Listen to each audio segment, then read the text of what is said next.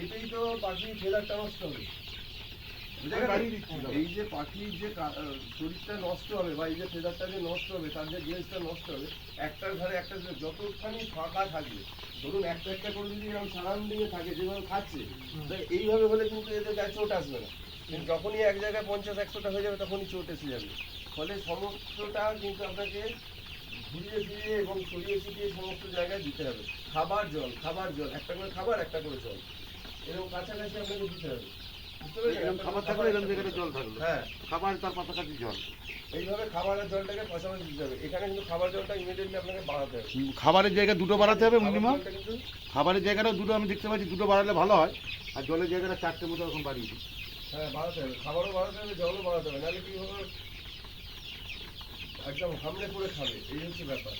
Sufficient হচ্ছে না, না হচ্ছে না, ওই যেমন ওই মিটিংটা একটা প্রয়োজন হচ্ছে না। আর দ্বিতীয় কথা কি হচ্ছে, আরো যেহেতু জলটা কম হচ্ছে, কম হলে যখনই জল শেষ হয়ে যাচ্ছে আপনি জলটা দিচ্ছেন, তখনই একসাথে সবাই এসে এবার যে বেইমানি করবেন আপনি, সব কিছু কষ্ট করে ছেলে মেয়ের জন্য করলেন, কালকে যে সেই ছেলে মেয়ে আপনাকে 100% দেখবে কোনো গ্যারান্টি নেই, কিন্তু এখানে গ্যারান্টি আছে। এটা গ্যারান্টি আছে।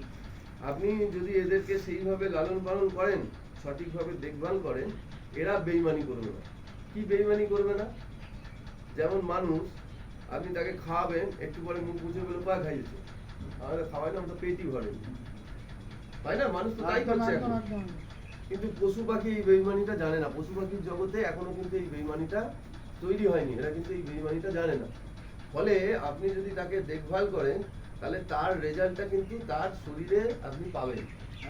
ভালো দেখভাল করবেন, খাওয়া দাওয়া দেখবেন, তার চেহারা ভালো হবে। ভালো চেহারা মানে আপনার ব্যবসার উন্নতি, রোগ ভোগ তার হবে না, সে মরবে না, বুঝতে পেরেছেন? তো এই হচ্ছে বিষয় যে আপনাকে প্রথম থেকে তাকে গুরুত্ব সহকারে দেখতে হবে, নিজের মতো করে দেখতে হবে। যতখানি গুরুত্ব দিয়ে আপনি দেখবেন, ততটাই আপনারই প্রফিট। কারণ এখানে বেইমানির কোনো জায়গা নেই। আপনি মানুষের জন্য করলে বেইমানি পাবেন, পশু পাখির জন্য করলে কোনো বেইমানি পাবেন না। এরা বেইমানি জানে না। এবার ব্যাপারটা হচ্ছে, মানুষ দেখুন, আরো কতগুলো উদাহরণ আমি দিচ্ছি।